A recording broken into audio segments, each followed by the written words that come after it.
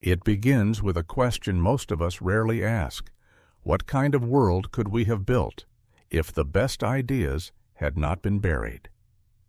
Imagine for a moment that our cities were silent, clean, crisscrossed by electric streetcars instead of traffic jams.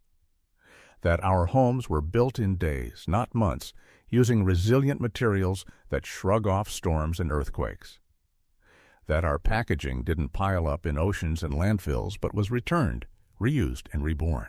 That crops grew abundantly without the toxic load of chemicals, and light bulbs glowed softly, not for months, but for decades. What if the inventions that could have shaped a sustainable, equitable future were simply never allowed to? This is not science fiction.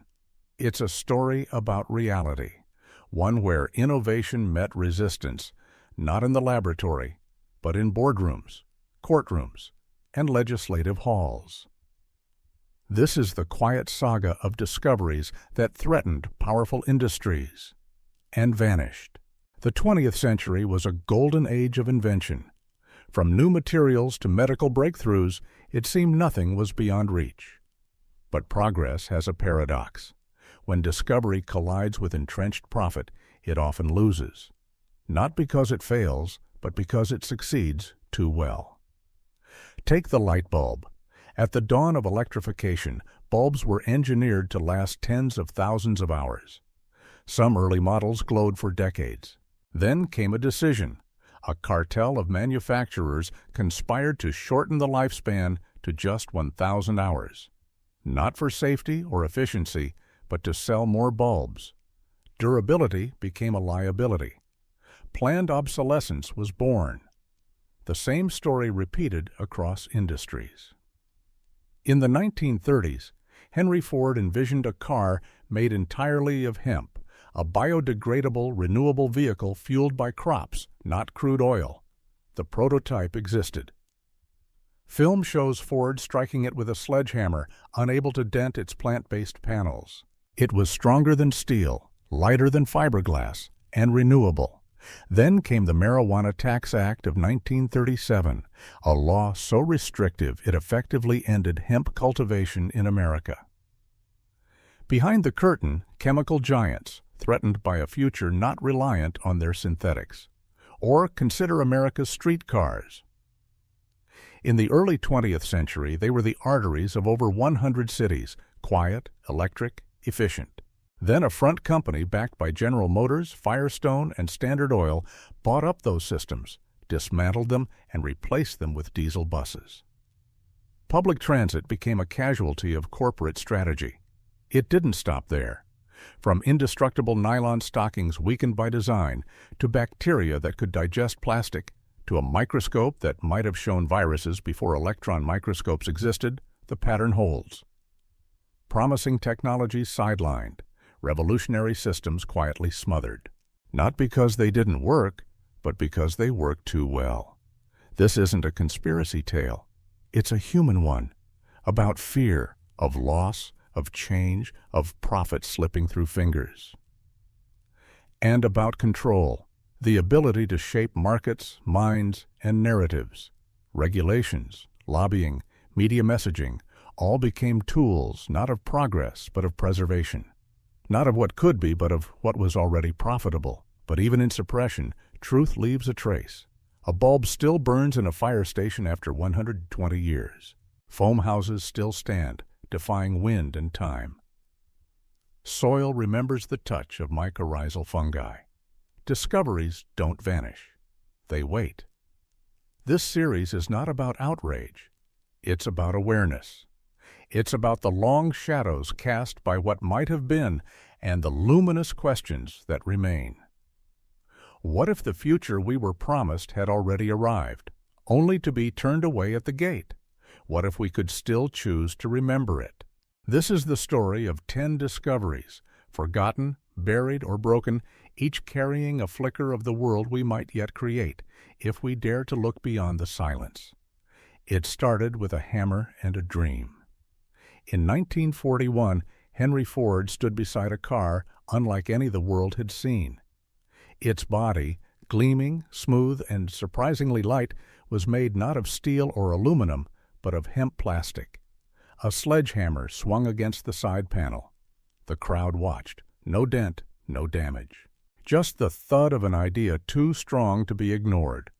Ford wasn't just building cars, he was reimagining the entire industry.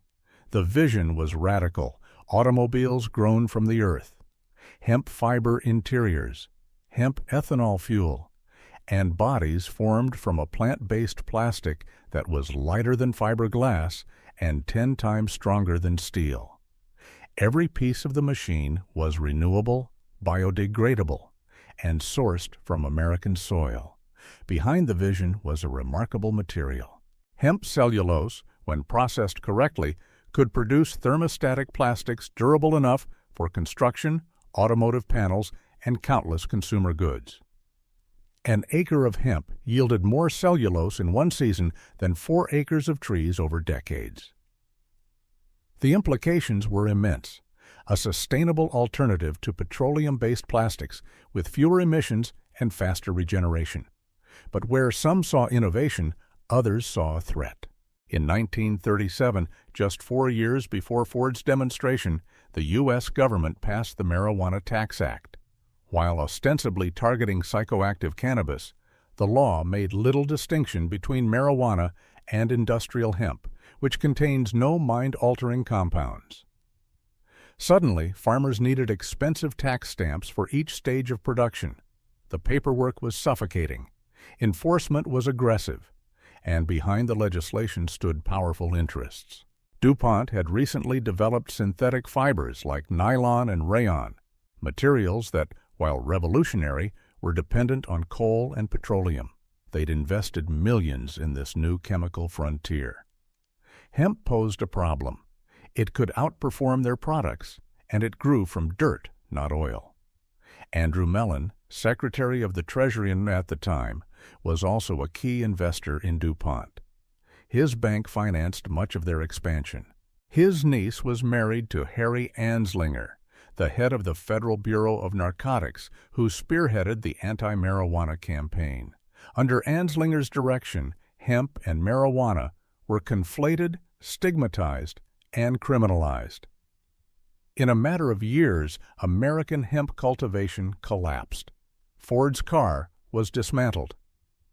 The technology shelved. Synthetic plastics took over. And yet the science didn't disappear. The properties of hemp remained extraordinary: durable, flexible, and biodegradable. Its potential to replace petrochemical plastics still echoes through labs and workshops today. But the head start was lost.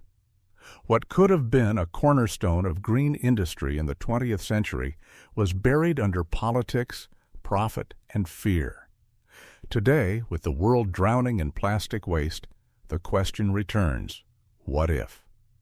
What if cars had been grown, not mined?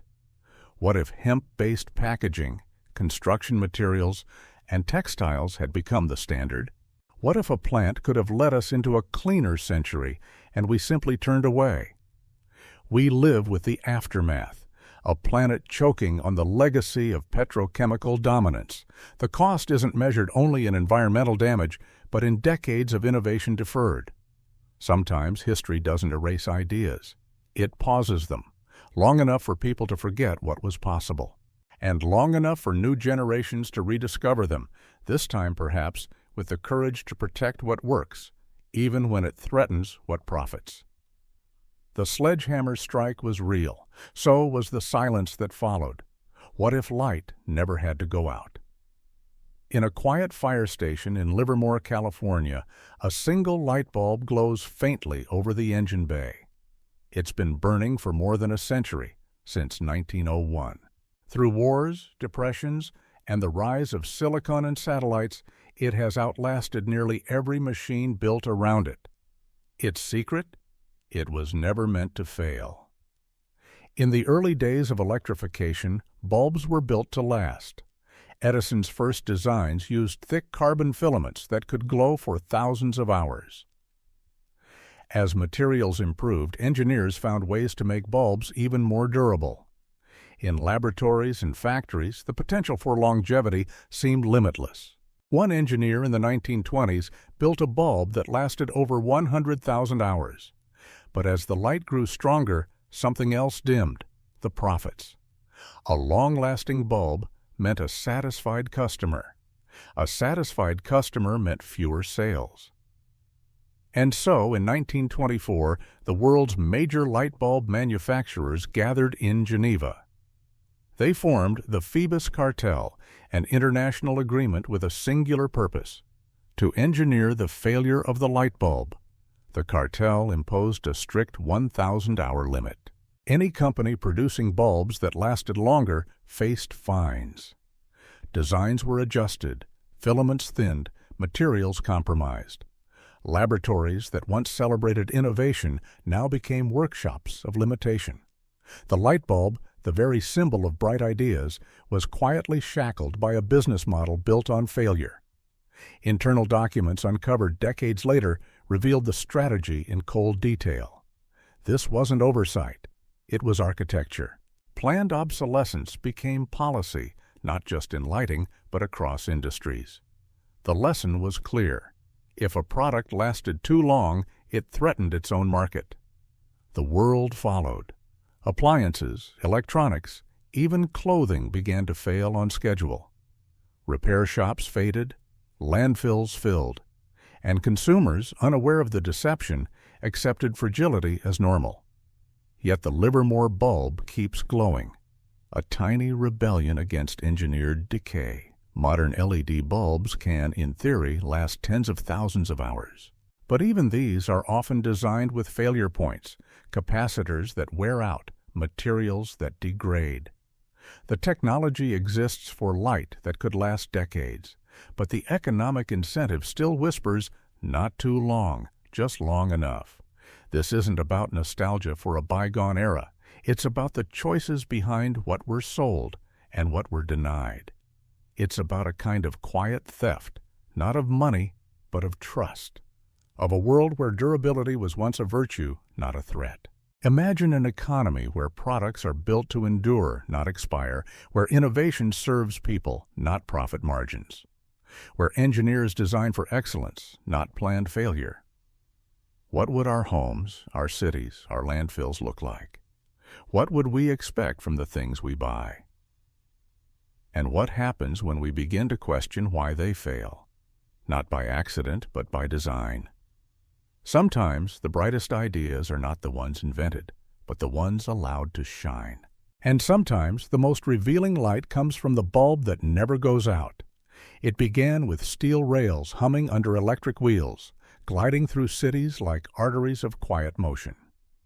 In the early 20th century, over 100 American cities were bound together by a shimmering network of electric streetcars. These weren't novelty rides or tourist traps. They were the lifeblood of urban life, clean, efficient, and astonishingly advanced. In Los Angeles alone, 1,000 miles of electric railways stretched from the beaches to the mountains, connecting communities with a grace we've long forgotten. Then, almost overnight, the tracks went silent. By the mid-1950s, nearly every electric streetcar system in the country had vanished, replaced by diesel buses that coughed and lurched their way across the same cities. The change seemed inevitable, but it wasn't. It was orchestrated. Behind the scenes, a quiet alliance had formed. General Motors, Standard Oil, and Firestone Tire, three giants of industry, recognized a common obstacle. Electric transit didn't need gasoline. It wore out fewer tires. It didn't require private automobiles. For these companies, public transportation wasn't a civic good. It was competition. Their solution was simple. They formed a front company, National City Lines. With it, they began purchasing streetcar systems, city by city. Once acquired, maintenance was neglected. Tracks fell into disrepair. Service slowed. Riders grew frustrated. The story was told. Streetcars were outdated, inefficient. Diesel buses, they claimed, were the future. What followed was demolition. Rails were ripped from the ground. copper lines were sold for scrap. The great arteries of urban motion were severed. Buses replaced them, not because they were better, but because they consumed oil, burned through rubber, and depended on the very products the conspirators sold. In 1949, the plot was exposed. The companies were convicted of conspiring to monopolize transportation, but the punishment was a whisper. General Motors paid a $5,000 fine. Executives paid $1 each. The streetcars, the networks, the urban futures they enabled were already gone. And with their disappearance, something deeper was lost. Cities began to sprawl. Car ownership became necessity, not choice. Public space shrank to make room for traffic. Air grew thick with smog. Commutes lengthened. Community thinned. The quiet hum of collective motion gave way to the roar of individual engines. The tragedy wasn't just the loss of a transportation system. It was the loss of an idea, that cities could be built around people, not cars. Today, we look back and marvel at how modern those early streetcars were. Silent, non-polluting, connected. They solved problems we're still wrestling with: climate, congestion, isolation. The future once ran on rails. And yet, buried beneath our streets, fragments of those tracks remain, ghosts of a different vision. A vision interrupted not by failure, but by success that threatened the wrong interests. What if we had chosen differently? What if progress wasn't measured by what sells more, but by what serves best? And what else have we paved over? Not because it was broken, but because it worked too well. The streetcars carried more than people. They carried a promise. And that promise still echoes in steel beneath the asphalt, waiting to be heard again. A whisper, a tear, a run in the fabric, and an entire idea unraveled. In the 1940s, a pair of stockings promised something new. Not just fashion, but freedom. DuPont's revolutionary nylon stockings were sleek, shimmering, and astonishingly durable. Early prototypes could be pulled, twisted, even scraped. Yet they held strong. Women marveled at them. They were beautiful. They were practical. And perhaps most dangerously, they lasted. Too long. Within months, DuPont realized the problem.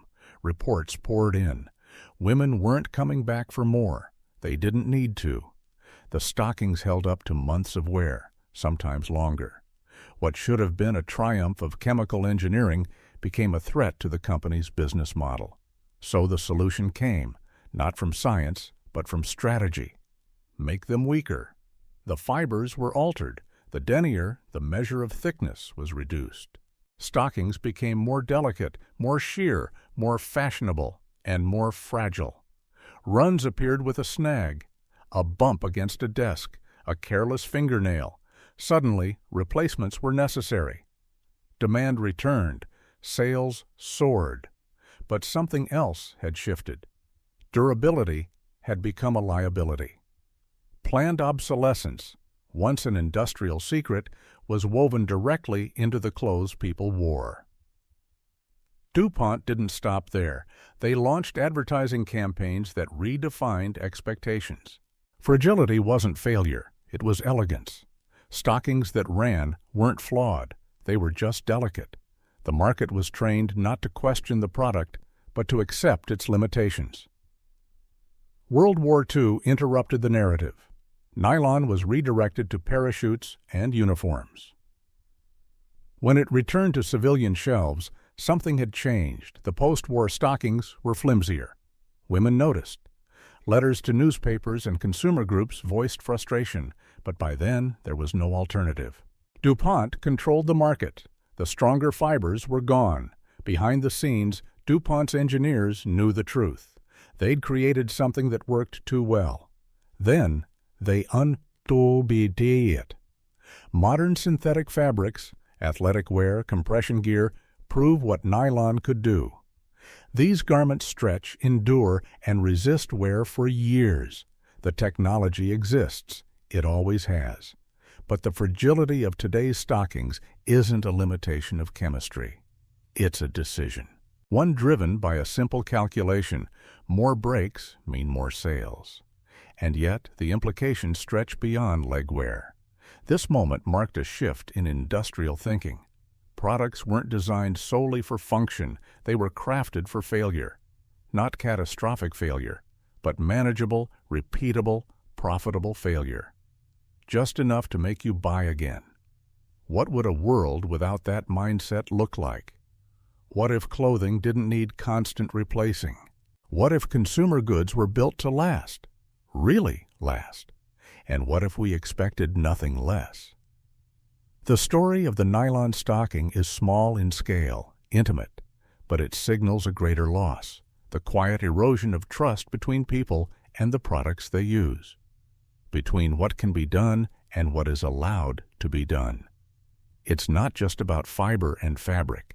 It's about the fragile thread between invention and intention, and what happens when that thread is deliberately cut.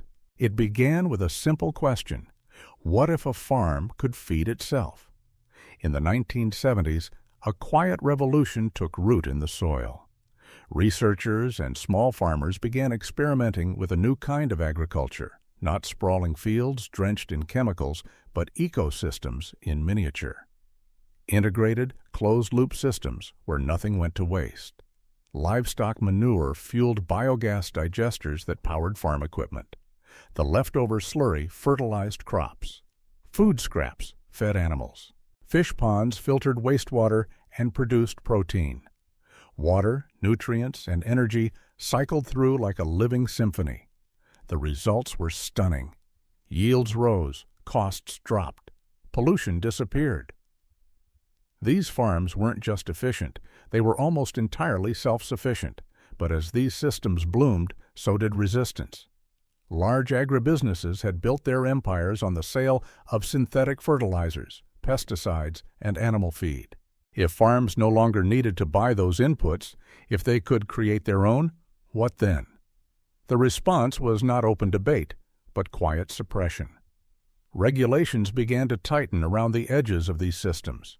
Food safety laws made feeding animals with food waste difficult, even when properly treated. Environmental rules classified farm-generated energy as industrial waste. Zoning laws fractured the integrated model by banning the proximity of livestock, crops, crops, and aquaculture. Permits became expensive. Paperwork became dense. Systems that had once been praised for their innovation were now labeled unorthodox, even dangerous. Meanwhile, conventional industrial agriculture, heavily subsidized and chemically dependent, faced far fewer hurdles. The message was clear: self-sufficiency wasn't just unconventional, it was unwelcome. It's easy to overlook how radical these systems were. They defied the linear logic of industrial farming: input, output, waste. Instead, they embraced cycles, symbiosis, balance. They treated the farm not as a factory, but as a living organism, and they worked. For small farms especially, they were a lifeline. Reduced dependency on external inputs meant resilience against price shocks, supply chain disruptions, and debt. But resilience for farmers meant vulnerability for corporations. And so the quiet campaign began, not to disprove the model, but to make it unworkable. The irony is haunting. At a time when sustainability was becoming a global priority, the systems that most embodied it were pushed to the margins. Today, many of those pioneering farms are gone. Some were shut down by code violations. Others were driven out by costs. Their lessons live on only in scattered research papers, aging equipment, and the memories of those who once believed a better system was possible. And yet the soil remembers. The promise of closed-loop agriculture still calls to a world searching for balance between productivity and planet. It whispers in permaculture gardens, regenerative ranches, and off-grid homesteads. It lives in those who dare to ask not just how to grow more, but how to waste less, need less, and live more in tune with the land. What if we listened? What if farming returned to its roots? Not as a business model, but as a relationship. What if the future of food lies not in dominance over nature, but in partnership with it. In the quiet cycle of a self-sustaining farm, we glimpse a truth too dangerous for markets built on dependency. That enough might actually be enough. It flickered briefly in the 1930s, then vanished into obscurity. Royal Rife, a quiet, meticulous researcher, claimed to have seen what no one else could.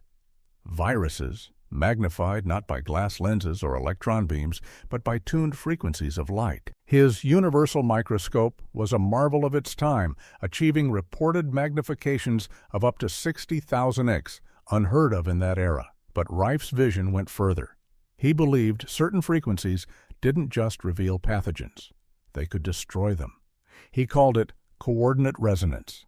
The idea was elegant, almost musical.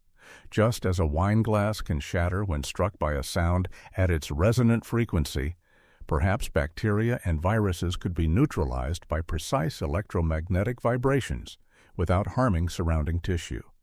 If true, it meant a non-invasive method of treating disease. No chemicals, no surgeries, just frequency. In 1934, the University of Southern California quietly backed a trial. 16 terminal cancer patients were treated with Rife's frequency devices. 14 reportedly recovered.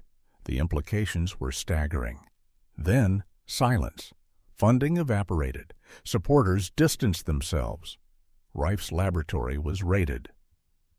His equipment was destroyed. Collaborators were harassed. Lawsuits followed. The machine that had promised so much promise simply disappeared. Why? Some point to Morris Fishbein, then head of the American Medical Association. Fishbein wielded immense influence over licensing, publication, and medical legitimacy. Rumors persist that he tried to buy rights to Rife's technology. When refused, the theory goes, he helped orchestrate its demise. Others argue it was the pharmaceutical industry that felt threatened. A world without pills and procedures would upend their model entirely. What's not in dispute is the outcome. Rife died in obscurity. His microscope was never seriously re-evaluated. His research faded from textbooks and conferences. Today, his name is mentioned more in fringe circles than in scientific ones. And yet the questions linger. Was it all a delusion? A misunderstood breakthrough? A technology lost because it asked the wrong questions at the wrong time? The tragedy isn't just the possibility that something revolutionary was buried. It's that no one truly knows. Science is supposed to be self-correcting, built on transparency, peer review, replication. But it is also built on institutions, journals, funding bodies, regulatory agencies. And when those institutions feel threatened, history shows they can act not as stewards of knowledge, but as gatekeepers. What Rife offered was not just a microscope or a treatment. He offered a paradigm shift, that disease could be seen and healed in ways we hadn't imagined. Perhaps he was wrong, but we never truly looked, and that is the deeper wound. What if the cure was not in the medicine, but in the method? What if seeing differently meant healing differently? And what happens to truth when the cost of seeing it is too high? The glow of a frequency, the pulse of a new idea, it flickered once. Maybe it still waits somewhere in the silence between signals. It began in a landfill and ended with a miracle. In 2016, Japanese researchers stumbled upon a strain of bacteria that shouldn't have existed. Nestled among discarded plastic bottles in a recycling plant, this microscopic life form was not just surviving, it was feeding. Feeding on PET plastic, the same material that makes up most of our disposable packaging. In mere weeks, it could break down what nature typically takes centuries to digest. The enzyme it produced, known as pTase, was something new, a biological key that unlocked plastic's stubborn molecular bonds. Where most organisms failed, this one thrived. For the first time, humanity had a potential weapon against one of its most pervasive pollutants. The implications were staggering. Over 380 million tons of plastic are produced each year. Most of it isn't recycled. It ends up buried, burned, or drifting through oceans in ever-growing gyres. But here, in a single-celled organism, was the possibility of undoing some of that damage, naturally, cheaply, and quickly. Scientists quickly began improving the enzyme through genetic engineering. Some variants worked 6 times faster, others functioned at room temperature. The dream was tantalizing: toss plastic waste into bioreactors and let nature do the rest. And then the momentum slowed. Research grants vanished. Corporate partnerships dissolved. Despite the excitement, the technology languished. While headlines briefly celebrated the discovery, the deeper work, the funding, the scaling, the infrastructure, stalled. Why? The recycling industry, it turns out, is not simply about saving the planet. It's also big business. Billions have been invested in sorting facilities, chemical processes, and supply chains. A simple enzyme that renders plastic obsolete at the landfill could upend the entire model. It threatened not just inefficiency, but profitability. Worse still, the chemical and petroleum industries had even more to lose. Plastic production consumes around 8% of global oil output. A drop in demand would ripple through fossil fuel markets. The system that created the problem had little incentive to embrace the cure. And so, quietly, the urgency faded. Today, research continues, but modestly. A few labs carry the torch, advancing the enzyme's capabilities. Yet deployment remains distant. The plastic crisis, meanwhile, grows daily. Shorelines are buried. Microplastics infiltrate food chains. Even our bodies carry traces of this durable detritus. What if we had acted faster? What if landfills became sites of regeneration, not rot? What if the answer to one of our most pressing environmental disasters had already arrived, only to be shelved by those invested in the problem? There's a bitter poetry to it. That life, adaptable, humble, unseen, offered a solution to a man-made catastrophe. And we, in our complexity, hesitated. The bacteria didn't know profit margins. It didn't understand industry models. It just saw food where we saw waste. Perhaps that's the greatest lesson. What we discard, nature may yet redeem, if we let it. If we dare to follow its lead, not with resistance, but with reverence. The smallest organisms can sometimes offer the biggest second chances. In the dark, beneath the soil, a silent partnership once thrived. It was an ancient alliance, plants and fungi, working together in ways science was only beginning to understand. The fungi, known as mycorrhizae, stretched microscopic filaments through the earth, linking root systems across fields and forests. In return for sugar from the plants, the fungi offered a hidden gift: access to a vast underground web of nutrients, moisture, and resilience. In the 1940s, agricultural scientists began documenting what indigenous farmers and forest ecosystems had long known. This symbiotic relationship was not only real, it was essential. Crops grown with active mycorrhizal networks showed explosive growth. They resisted disease. They required little or no synthetic fertilizer. They thrived. It could have changed everything, but that future never arrived. Instead, a different kind of farming took root, one built not on cooperation, but control.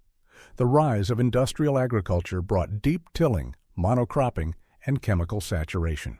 These practices, sold as the pinnacle of modern efficiency, shredded the delicate fungal networks beneath the soil. Mycorrhizae, which needed diversity, continuity, and life, were starved, poisoned, and broken. The reason? Simplicity, profit, control. Companies like Monsanto and DuPont had built a fortune on selling inputs: synthetic fertilizers, pesticides, herbicides. If farmers embraced the fungal web, they wouldn't need these products. The fungi could provide phosphorus, nitrogen, even pest resistance naturally. In a world of interdependence, the chemical giants saw only lost revenue. So the fungi were forgotten, not erased, but ignored. Textbooks rewrote the rules of agriculture, framing soil as an inert medium, something to be managed, not nurtured. University programs, funded in part by chemical companies, trained generations of farmers to view microbes as problems, not partners. Extension agents promoted practices that destroyed the very systems they never learned to see, and the soil suffered. Once living earth became depleted dirt. Yields became dependent on ever higher chemical doses. Crop diversity plummeted. Resilience vanished. Farmers found themselves locked into cycles of dependency, not just on inputs, but on the very companies that taught them to farm this way. But the fungi never disappeared entirely. They wait still in the margins, in organic farms, in forest floors, in the overlooked patches of earth where tillers never passed. And in recent years, the mycorrhizal revolution has begun to reemerge. Farmers, gardeners, and scientists are relearning the language of the soil. They're inoculating crops, restoring networks, watching life return, because the truth never dies. It just goes underground. What if agriculture hadn't chosen chemicals, but cooperation? What if we had listened to the quiet wisdom of the roots, and what else have we silenced, not because it failed, but because it asked us to share power? The soil remembers, and maybe, just maybe, it forgives. A house rising in a matter of days, not from bricks or boards, but from foam. In the 1970s, a group of engineers unveiled a radical construction method. It began with an inflatable form, simple, lightweight, shaped like a dome or a cube. Over this skeleton, they sprayed layers of durable polyurethane foam. The structure hardened into a seamless shell, strong enough to withstand hurricanes, earthquakes, and time itself. A crew of 3 could build a complete home in under a week. No need for framing, roofing, or months of labor. The result? A building that was quieter, more insulated, more energy efficient, and cheaper than conventional homes. No thermal bridges, no rot, no waste, just clean, resilient architecture. And yet, you've likely never seen one. Because almost as soon as the technology emerged, it was buried, not by failure, but by fear. The construction industry, reliant on traditional methods, saw an existential threat. This system needed fewer workers, less material, less time. It didn't require the lumber yards, the drywall suppliers, the subcontractors. It streamlined everything, and that made it dangerous. The response was subtle but decisive. Building codes were rewritten to include requirements that foam houses couldn't easily meet. Mandatory framing, specific fire ratings, structural conventions based on outdated assumptions. Permit offices treated non-traditional designs with suspicion. Insurance companies hiked premiums. Unions lobbied against the technology, citing lost jobs. Soon it became easier to build a McMansion than a modest foam dome. The few homes that were built stood as silent proof. They weathered storms, retained heat in winter, stayed cool in summer. Their owners reported dramatically lower utility bills, minimal maintenance, and decades of comfort. But these successes were ignored. The system wasn't allowed to scale because it didn't fit the model. A model where construction is slow, expensive, and fragmented, where every home is 100 tiny contracts and delays and markups. A model that turns shelter into speculation. And yet the need for affordable, durable housing has never been greater. Cities reel under housing shortages. Storms grow stronger. Energy becomes precious. And still, we build as we did a century ago, stick by stick, sheet by sheet, vulnerable to wind, flame, and time. What if we hadn't turned away? What if entire neighborhoods could be razed in weeks, not with compromise, but with ingenuity? What if the very shape of our shelter could change, not because it was cheaper, but because it was better? Foam construction wasn't just a technique. It was a challenge to rethink permanence, to redesign resilience, to question why we build the way we do. And the answer, it seems, wasn't that it didn't work, but that it worked too well. In a world where homes are often out of reach, maybe the question isn't how to build faster. Maybe it's who we allow to build at all, and what systems we protect when we say no to change. The future stood ready to be shaped in foam, and we hardened, instead, in fear. It began with a simple bottle and a radical idea. In the 1980s, a consortium of European companies tested a new system for everyday goods. Instead of throwaway packaging, products were sold in durable, standardized containers, designed to be used, returned, washed, and reused hundreds of times. It worked like this. You bought your shampoo, your rice, your juice, then brought the containers back. You got your deposit refunded. The bottles were cleaned, sterilized, refilled, and put back into circulation. No waste, no recycling, just an elegant loop. Pilot programs showed astonishing results. Packaging waste dropped by over 90%. Costs, after initial setup, were lower for manufacturers. Consumers adapted quickly. The containers, well-designed and built to last, became familiar, even trusted. The future, it seemed, had arrived. Then it was dismantled. The disposable packaging industry, sensing a threat, responded with force. Advertising campaigns seeded doubt. Reused containers, they warned, were unsanitary. Despite data showing high sterilization standards, the message stuck. Reuse was cast as risky. Single use became synonymous with safety. Regulators followed. New rules required extensive tracking for each container's usage history. Liability laws made manufacturers responsible for any contamination even after the product had left their control. These burdens added complexity and cost, undermining the very advantages the system had proven. Then came the pressure from retailers. Accepting returns required space. Sorting and storage added labor. Stores resisted. Lobbying efforts focused on killing mandates that would require participation. And behind it all, the petroleum industry watched closely. Plastic packaging is one of its lifelines, a steady stream of oil turned into wrappers, caps, tubs, and trays. A successful reusable system would slash demand. For them, reuse wasn't just inconvenient. It was a collapse in waiting. Municipalities, too, had reasons to resist. Many had invested heavily in recycling infrastructure. If packaging waste disappeared, so would the need for their costly facilities. A solution had arrived, but not one the system was prepared to embrace. And so the innovation faded. Today, most of what we buy is wrapped in waste.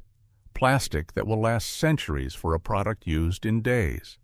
Recycling helps, but only marginally. Most packaging is never reused. It's tossed, burned, buried, forgotten. And yet the blueprint for something better still exists. It's not theoretical. It worked, in practice at scale, with real people and real products. What if we had chosen differently? What if our supermarket shelves were lined not with bright plastic shells, but with quiet, reusable vessels, familiar, trustworthy, returned like old friends? What if waste wasn't the cost of convenience, but a choice we could stop making? The reusable packaging system wasn't suppressed by a flaw in design. It was suppressed by a flaw in priorities. And perhaps that's the most disposable thing of all. Our commitment to what we know is better, buried under the weight of what is easier to sell. But the loop remains, waiting to be closed, waiting to begin again. Imagine a world built not on stone or steel, but on possibility, postponed. Each of these discoveries, each forgotten invention, carries the same echo. It worked. It worked well. And it worked too well for the systems that already profited from the way things were. From homes built in a week to light bulbs that never die, from soil that nourishes itself to bacteria that eat plastic. These weren't half-finished ideas or wild speculations. They were tangible, tested, proven, and then buried beneath a tide of regulation, ridicule, and redirection. Why? Because they didn't fit the model. The economic model that thrives not on sufficiency, but scarcity. Not on longevity, but repeat purchases. Not on harmony, but control. The foam house threatened builders. The hemp car threatened chemical giants. The frequency microscope threatened pharmaceuticals. Reusable containers threatened plastics. Self-sufficient farms threatened the very engine of agribusiness. Each innovation collided with industries not unprepared to adopt them, but unwilling to surrender their hold on how the world works. And yet, the story is not one of villains twirling mustaches in secret rooms. It's more insidious, more human. It's about systems that resist change. Institutions built to protect markets, not possibilities. Gatekeepers who mistake tradition for truth. Regulators pressured to prioritize stability over imagination. It's about how the best ideas don't always win unless we make room for them to do so. So, what's left? Fragments. The Livermore light bulb. A few surviving foam homes. Small plots of living soil. A bacteria strain in a lab freezer. Each a relic, a remnant, a reminder. That innovation isn't just about invention. It's about permission. That progress doesn't happen because something is better. It happens when we are willing to let it. And so the question echoes, again and again. What have we already discovered, but chosen not to use?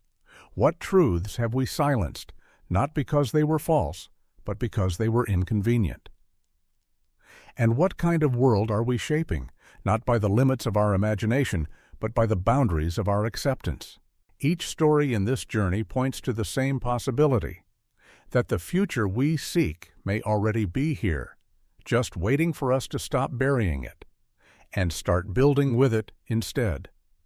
The future is not always forged in laboratories. Sometimes it flickers briefly before being extinguished by indifference. In every one of these cases, the discovery wasn't just technological, it was philosophical. It asked us to shift our relationship with the world, to live with less waste, more awareness, more balance. And each time, the world wasn't ready. But what if readiness is a choice? What if the true obstacle isn't complexity, but courage? These suppressed innovations weren't just buried, they were buried strategically. Through finely tuned propaganda campaigns, through industry-funded studies designed to cast doubt, through regulations that claim to protect the public while quietly protecting profits. And the consequences? Mountains of plastic drifting through oceans. Cities choked by traffic because transit was dismantled. Soil, once teeming with life, rendered inert by decades of chemicals. Homes that cost more than they need to. Light bulbs that still burn out on schedule. All while the answers, partial, imperfect, but real, remained shelved. It's tempting to view this as a cautionary tale from the past, but this isn't over.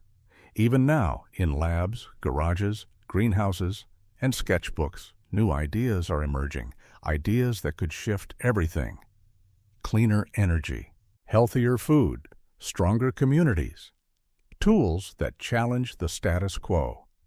And just like before, they risk being buried unless we learn to protect them. Not just with laws or investments, but with attention. With a willingness to question the default story of progress we've been told, that newer is better, that profit equals value, that scale means success. Some of the best ideas never make it past the starting line. Not because they're flawed, but because they demand a different kind of thinking, one that values resilience over convenience, wholeness over speed, purpose over profit. So we must ask ourselves, what world are we choosing to preserve?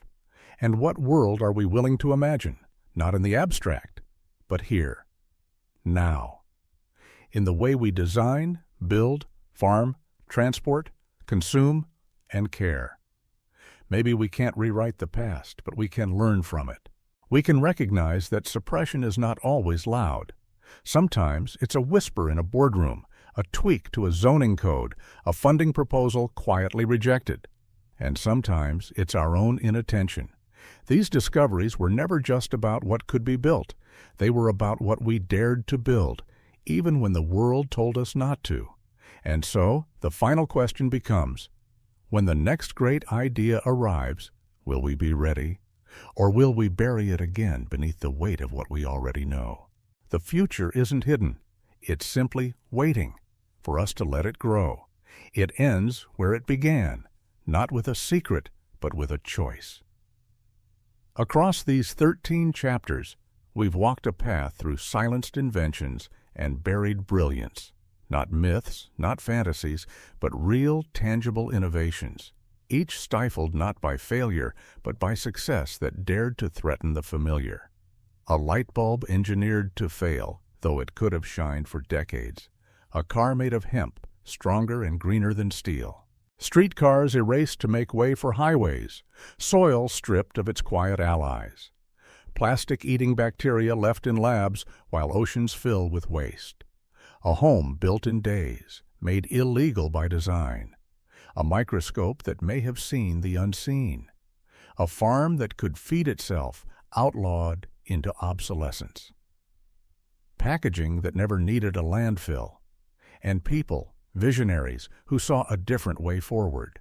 Again and again, the same refrain, these ideas worked.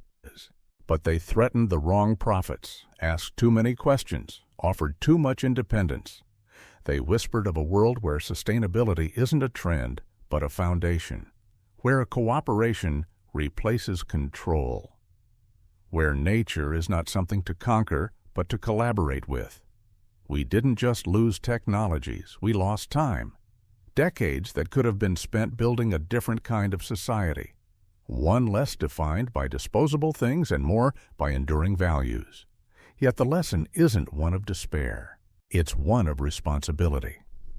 Because these ideas never truly vanish. They linger in archives and memory, in the margins of industries, in quiet corners of backyards and workshops. They re-emerge, sometimes in new forms, sometimes in the hands of a new generation that sees not just profit, but possibility. And what they ask of us is simple. Pay attention. Ask who benefits when something disappears. Ask who decides what counts as progress. Ask what's missing from the shelves, not because it failed, but because it worked too well. We are not powerless in the face of suppression. We are the audience, the consumers, the voters, the storytellers. We choose what to support, what to remember, what to revive. And as the world faces crises of climate, inequality, and resource collapse, we must also face a quieter truth, that the answers we seek may already be among us, half forgotten, half buried, waiting not for permission, but for protection. The real battle has never been just in the lab. It's in the boardrooms, the courtrooms, the classrooms. It's in the stories we tell, and in the futures we refuse to forget. So let this be more than history. Let it be a call to memory and to action. Because innovation doesn't live in the moment of discovery. It lives in what we choose to do with it. And the future, if it is to be just and enduring, will not be built on what we can create alone, but on what we choose not to suppress. What will we allow to grow next? That answer now is ours.